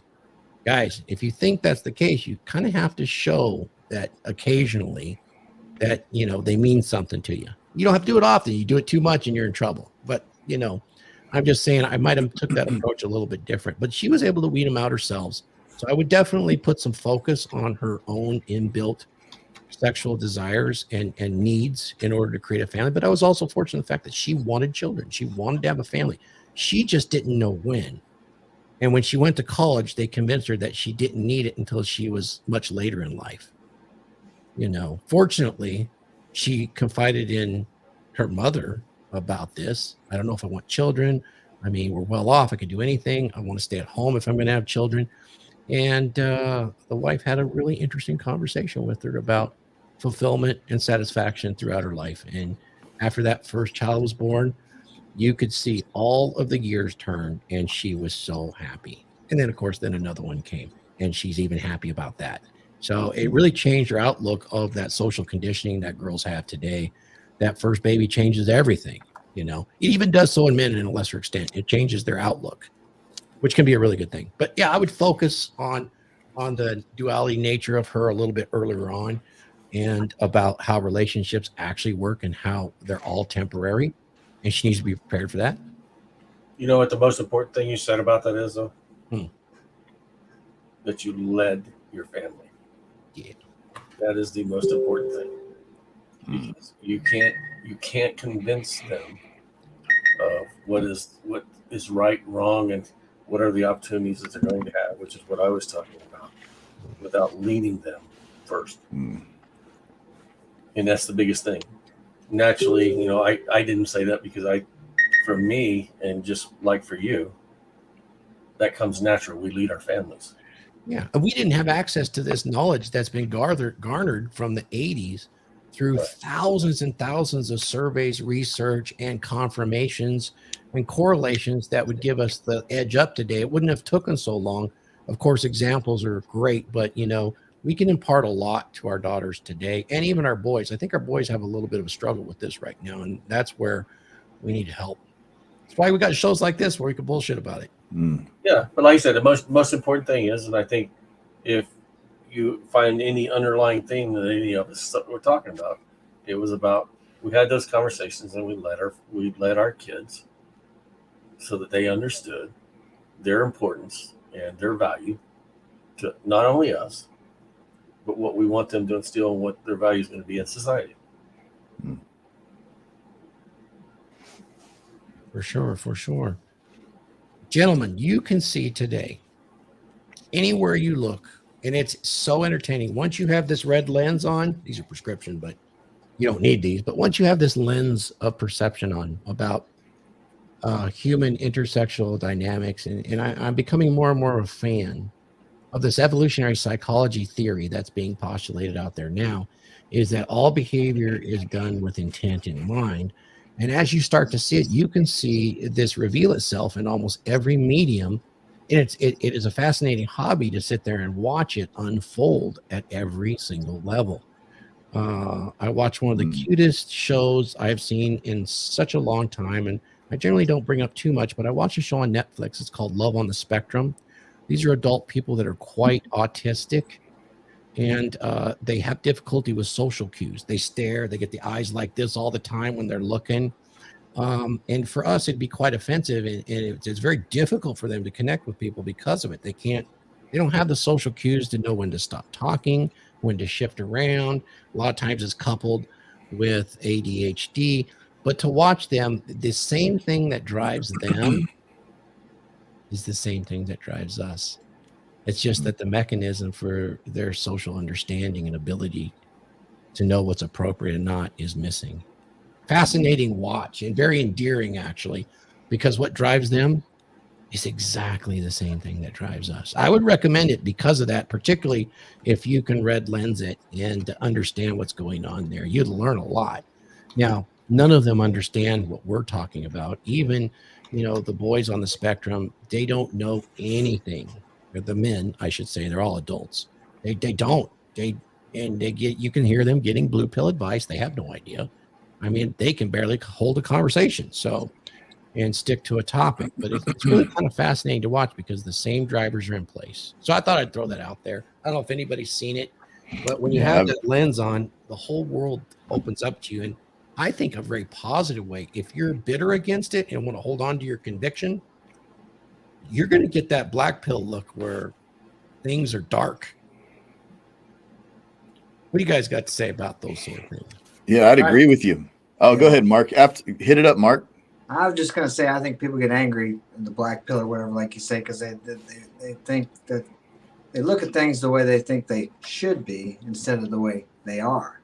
And thus they never learn how to operate in the world the way it is because they're still focused on what they believe it should be or what they heard it should be or what they grew up thinking it ought to be or what the social narrative was of how it's supposed to be. And it just doesn't work. It just amazes me how many people never look beyond what the news says or the media says, and it's like they're almost programmed with that, and they don't think outside that box, and they walk around angry and complaining and pissed off because the world isn't what they see on the news and social media isn't congruent with what they're experiencing. But they won't change their mind and think maybe what I'm hearing here is not reality. Maybe reality is different, and you start looking at things differently. It amazes me, and it's kind of, but if somebody's watching this, maybe it's opening their mind, hopefully. Yeah, I was going to further that statement right there that I think that anger builds, Thor, that you're talking about, that black pill. I think that sets in because of the ideal, what they conceptualized that it should be 100%. So kind of like what Mark said, what they think, it's, oh, well, it can't be, but it is. Yes. Look what Ark said. Yeah, it says the black pill mentality comes from a lack of acceptance of reality. Oh, that's a spicy tweet, right? Not even a tweet, comment, mainly originating in a huge emotional investment in whatever ideology that person has invested in, and that is called your ego. Yeah, and I'll go a step further. When they do that, what happens is that belief or ideology becomes a conviction. And people die for convictions. This is why it doesn't matter what arguments or what studies you can bring when you're having a debate. And that's why we don't do that sort of thing here, because when a person brings up a point to debate, it's incumbent upon them to offer arguments that are based in some kind of reality, and you never see that with those kind of convictions. It's just you're goddamn wrong, and that's it. Makes for great fucking YouTube. But yeah, they get those convictions are very difficult to come back from. And if you are convicted with that mentality and this reality has broken that in you, you can get so bitter. I mean, hey, guys self-delete because of one-itis, which is a conviction. Based on the beliefs that there is a soulmate set aside just for you. Well, if you're thinking from a male perspective, it doesn't make logical sense what women are attracted to. Like, logically, it doesn't make sense to think that a woman is attracted to the 3 dark triad traits of narcissism. But you can't put your logic inside of a woman's head because they don't operate from the same spectrum of reality. And that's what men try to do. They try to think of, well, how could that be? Well, that can't be because I wouldn't do that. I wouldn't like, but that's not the same thing. I like the golden rule, but it's like this. treat others the way you want to be treated, but treat women the way they want to be treated, because they don't want to be treated like I want to be treated. Yeah, don't save them. Yeah, don't say. I mean, I've tried, so it doesn't work. So. Oh man, that's a I good. just wanted to push him out. I just wanted to push Thor's button. Come on, man, get him. That was good. That's good. But guys, I think there's an answer. You guys want to go down this road a little bit? If Yeah, you guys let's have do it. read on it, I want you to search the triune brain, one mind and three brains. This concept is a hypothesis that's now a theory. It goes against a lot of stuff, but there is actual physical sections of the brain that can be isolated and looked at with the fMRI imaging. And it's the idea that you have different parts of the brain, such as the basal ganglia, which is the reptilian brain. That's the brain stem. It's responsible for instinctive responses, sensations in the body, and feelings in the body. You got the mammalian brain, which we all have. Mammals do too. This is the somatotor sensory and emotional experience. This has implicit memory. It is the part of the brain that's responsible for emotion, the language of system. emotion. That's the limbic system. That's the limbic system, and that is the fastest part of the body to make decisions. It starts at the reptilian, extremely fast. Then the limbic system. Those feelings and emotions can save your life. And then something unique has happened in human beings. Now, there are mammals that have neocortexes, but nothing anywhere size the thickness of ours. This is the neofrontal cortex. This is the Homo sapien part of the triune brain. This is intellectual functioning. This is 3D mathematics. It's verbal language, consciousness, and self-awareness. That Logic. takes a lot longer. Yes, logic and rationale. It takes a lot longer for that to process. Fascinating. So when we start thinking of we can't understand women, think of it this way. That part of the mammalian brain that's responsible for emotions is their base language. And they express it as such because it was so successful in evolutionary terms to their survival. And that's why they're also leaning towards a communitarian front. You know, very social creatures we are. We're definitely some social creatures, much like wolves, for sure. Does anybody know the Jack Nicholson quote about women, how he understands women? Tell I us. can't think of what it is, but it's quite hilarious. Yeah, it's probably not as bad as mine. Their problems were problem solvers. Yeah, Phil. You know, I did a quick search just because of what I was gonna say. You know, it's the neocortex. They operate out of the limbic system side. You know, I had a thought in my head. It's like, well, I wonder if the females, they have a larger limbic system and a smaller neocortex. And so I just threw it up in Google real quick, and it says the findings indicate that the fundamental gender differences exist in the structure of the human cerebral cortex, with more numerous smaller neuron units in men and fewer larger ones in women. So they do actually have a smaller neocortex. Yes. Isn't that interesting? Isn't that fascinating? That is we got to have to do something on that. But yeah, absolutely. Guys, I got to send one thing real quick here. I'm going to do this real quick. It's not a super chat, but it's so fucking cool. Our good friend Abdel, this is his definition. And it's probably the Jack Nicholson one. I just think of a man, then remove accountability. Amen to that. That is solid. Yeah. You got to love that. It's like trapping a greased pig. I just think of a man and then remove accountability. Jesus, that is the most Savage, savage. man. Oh, Here we go. Here we go. That's the one. Thank you. That deserves the war horn.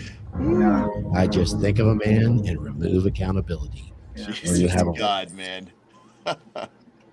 I know it sounds like we're women haters. Not at all. I love women. Yeah, that's Um, not at all. I mean, That geez. actually, removing that accountability actually can induce an innocence in her femininity where we can discount it. It kind of gives that, I don't know, gives that naivete that actually sparks that instinct to protect and secure. You know, there's got to be a good reason for that. It's something for their psychology, maybe to rearing children.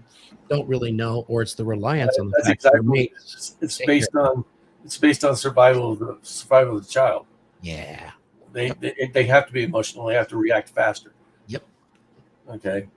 Whereas a man, you know, it has to solve the problem. Yep. Okay. And that's why, you know, we're more rational because we're out there trying to solve problems and we're not operating from emotions. And one of the things is when you take, I want to talk about the ego, like just a minute. The ego operates at two maximums. Okay, the negative maximum is inferiority, and the positive, the other maximum is narcissism. So we have to operate somewhere in between that. And if you look at the, all three of the dark triads, they're all in that. And it's when you have balance in those, when you understand part of communication is manipulation. So that's a Machiavellian trait. So you understand if you have balance in all those, you can communicate well, you have a healthy self-esteem, you have confidence because of your competency, and you operate pretty much without psychopathy because you don't have frustration and you're not trying to cause pain. So that's the ego balanced. Now, what happens when it's imbalanced and it's towards inferiority? That's where you see that's where you see psychopathy reign. Okay, because of frustration. And I try to explain to people, anger is not an emotion in the sense that it's not something that it's not a call to action. All right. Anger is a manifestation, a physical manifestation of frustration or fear or shame. That's what anger comes from. So if you look at the black pill guys, if they're angry because they're not solving a problem, and that moves them towards the inferior side of the ego. So how do you compensate for that? You feign narcissism. How many of these guys say, well, I have all the answers? And it's narcissistic to say women need to be everything that I need them to be. Because most women don't operate from the standpoint men need to be everything they need to be. They operate from the standpoint, I have a shopping list of the world, and I need most of that shopping list met. But in reality, they enter into relationships knowing that's never going to happen. Now, at some point, you want to reach balance with all that, but they're not getting, black pill guys never reach balance with it. It's that what he said. It's an idealistic view of what they want to be, but it's irrational, and it's fed by narcissism, based on anger and fear and stuff that they get because they can't meet that objective, which is to have a woman in their life, to have a woman that they want in their life. So it creates that whole spectrum of, hate and lack of understanding because they can't rationalize that behavior in other people. Okay. Thank you, Raith. Always giving us something to think about, and it's such an interesting way. Such a welcome member on the Dragon Ship here, guys. We got a few more minutes here. I think we want to give our final thoughts on our wrap-ups today. How about that? I'll go last and I'll carry us out. But Phil, thank you for bringing us in today. That was an amazing synopsis to get us into, why all the Chads lay and all the Brads have to pay for this. Thank God for Brads, because that really keeps OnlyFans going. Brads, just keep paying those OnlyFans and those sweet little gals that are so feminine that show us their particularly parts on the internet. It's such a dream, and and it just makes life so sweet to explore all of these ideas, does it not? It does. It does. So Yeah. let's get started. Who wants to go first? Mark, Mark, can't you're hear, muted. Yeah, go ahead, Mark. we can't hear you, Mark. There you go. Had a little noise in the background, so I muted it. My idea about it, I know a lot of guys that get mad about the Chads getting the girls, but no sense we talked about anger. There's no sense in getting angry. Just see what it is they do and then copy that into your own personality, not exactly what they do. And a lot of people think that all the Chads are bad boys and they use people, and that's not necessarily true either. I mean, you can get angry, but that's not going to get you anywhere. So take what you need and leave the rest. Take what it is that they do that works and incorporate that into your game. I mean, everybody's got game. It may not be good game because they're getting the girls and you're not, and you want to get girls. So, you know, learn from them instead of being angry at them because they're doing something that you're not doing. It's like in all things in life, even people I don't like or people are doing something I don't like or I disagree with. If I listen to them or watch them, I can learn either what to do or what not to do. Everybody's my teacher, and that's my message to everybody is take from the people that learn from those people that are doing what you want to do. And you don't have to take the bad parts in case you know a Chad and he uses women or abuses them, but there's something he's doing that women are attracted to. So take that and just disregard the rest that you don't agree with. Excellent. Thank you. And where can we find you, buddy? You can find me on Mark Daniels, Mark's Inspiration on YouTube, here on Instagram, Mark's Inspiration, and follow me on Rumble at Mark's Inspiration. Great. And you got any good shows coming up? You can give us a preview too. And what you got rolling? Tonight we got Rosamund P. Cherubin. He's the author of True Male Nature 101, which is an excellent book. I recommend you read it. It's written more for boys of single or men of single mothers, but really it's all around good for anybody. Oh, that's really interesting. We'll have to everybody tune in at Mark's Inspiration on YouTube. Big supporter, definitely Mark's a Drakkar. Anything else? Yeah, that's tonight, 6 p.m. Central Standard Time. That's it. Great job.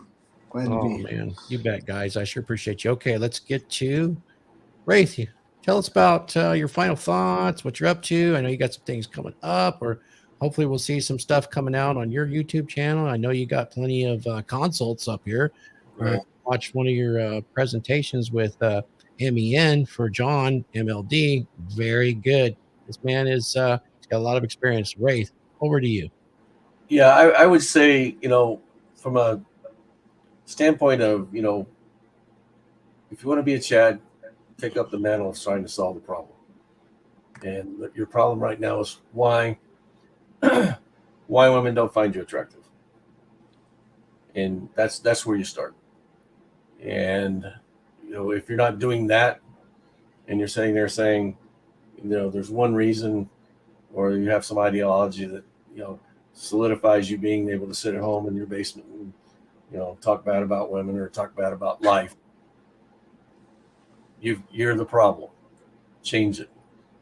Create a life that, it gives you some sense of fulfillment and changes your beliefs and attitudes about life. And I think you'll probably find that some women, if not all, depending on how far you take it, will start finding you attractive. You can find me at Raith Deantior on Instagram, Facebook, Yahoo Mail, and you can find me. I teach in a men's group every quarter that they do that, and I'm usually here on Saturdays. Thank you, brother. Love that stash. Phil Foster, excellent job today, man. That's some really good information. I was reading through it. There was a lot there. Almost requires a solo show to get into all of that, because that is the analysis. But I love chopping it up and just throwing an opinion out here, kind of tongue in cheek, and you're brilliant at that. Phil, what do you got going on, man? There's also something really interesting going on your channel, Glenn Lawrence channel, and the DragonShip. Can you give us a little preview? What's up with that? If you have any final thoughts on this subject, let's do that too. Yeah, I'd like to do the final thoughts. Chad lays and Brad pays it's real simple, guys. Utilizing the ovulatory shift information we've given you, and then the timeline Thor has put up there for you. You can kind of use that to calibrate where girls are in this world if that's what you're looking for. Don't lead with your wallet. Brads are going to pay, but you understand, the age range. You're somewhere around 37 is where they're going to start homing in on you. There's going to be girls out there that are going to want to victimize you. Okay. And they're going to want to utilize you for your funds. And so don't lead with your wallet, and that's the thing, right? Is lead with your personality and who you are. Develop yourself and become a well-rounded man, physically, mentally, spiritually, all of those things that go into you becoming a Chad yourself. you know, there's no excuse other than you needing to put the work in. So just get to work and get it done. You can find me at Phil Foster _ on all social platforms. And you can find me at philfosterfitness.com here on the DragonShip.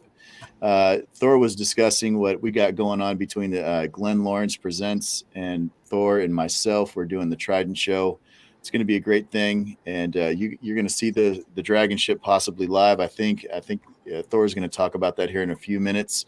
But once again, hey, Thor, thanks for letting me bring this on today, man. I had a good time, and I just want to do things a little bit different. Man, Mark Daniels, it's great to have you speaking up, and same with you, Raith, man. You always are dropping gems, man. I love it, man. I learn something from you almost every time we do these, and same with you, Thor, man. You savage, man. So with that, the chat, man, you guys are awesome, man. Thanks for the support. Hit that smash the like button.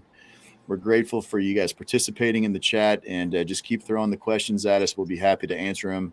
If we missed any, 100%, we will circle back on that. So once again, Thor, thank you so much for today, and you guys have a great weekend. Fantastic, Phil. Appreciate that. All right, so I'll give my final thoughts on this. It was a lot of fun today. It's very basic red pill fundamentals out there about understanding female sexual nature and dynamics and how it changes throughout their life. And then I want to bring up something. I want everybody here, guys, please support the panel members. All these are very small YouTubes, but these guys have a vast number of years of experience, both good, bad, and the ugly, particularly on my side. A lot of ugly on my side. But because of that, you can have a lot of fun with the information that we put out there. And we're just not really into making shit up. We do our best to present to you, even if it's with opinion, some of the best information that's out there. We try to gather together and have interesting topics for you. And we would like you to support all the channels, particularly the DragonShip and RP Thorn. If you can send a super chat, or if you can even join RP Thor in the membership, it's a much less expensive option, but you'll get a lot out there. And if you can't do that, well, You are nothing but unorganized, grabastic pieces of amphibian shit. well, so much for that. But I will tell you guys, as I close out today, there's a couple things that you can do to really catapult yourself. And this is where I'm going to sell you. Guys, I'm gonna send you out with a video on my lecture that I've been giving in the last year or two, which is on creating a dominant masculine presence for yourself. Contrary to what it sounds like, these are the fundamentals that your grandfathers had.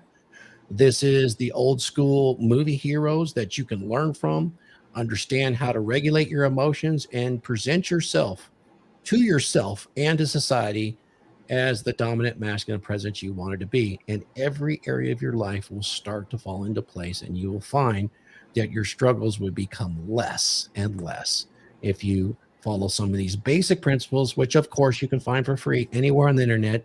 But I put that together with some personal experiences, and I give you an hour-and-a-half lecture on how you can create your own dominant masculine presence. It involves identity and how you can establish those things. And I had a lot of contributors such as Raith and Bill and the guys from MLD's group help me with that. Please go check it out. I'm going to take you out with that. And until next time, gentlemen, remember the DragonShip. It's what's said to be a rising tide that lifts all boats. So here we go. Skull.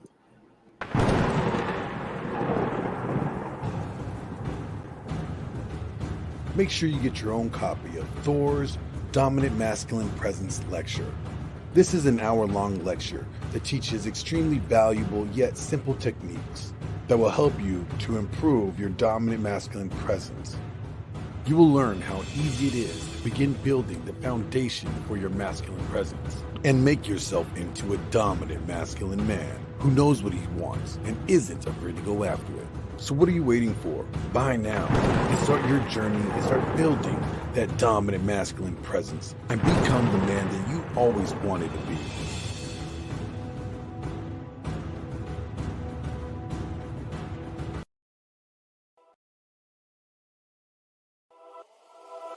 If you're looking to level up your physique and you need some help, make sure you go to philfosterfitness.com. philfosterfitness.com is your one-stop shop for all your workout and supplement needs. Get your high-quality protein packed with all the essential ingredients that you need to support muscle recovery and muscle growth. And if you haven't reached your goals on your current workout plan, go to Phil Foster Fitness today to book you a one-on-one consult. When you book your one-on-one consult at philfosterfitness.com, you get a customized workout plan and meal plan designed specifically for you. Look, you're an individual, so that cookie cutter workout plan that you found off the internet is only going to get you so far. So if you really want to reach your goals, you need to get yourself a customized workout plan that's designed specifically for you. If you're really serious about reaching your fitness goals, why wait? Go to philfosterfitness.com and book your consult today.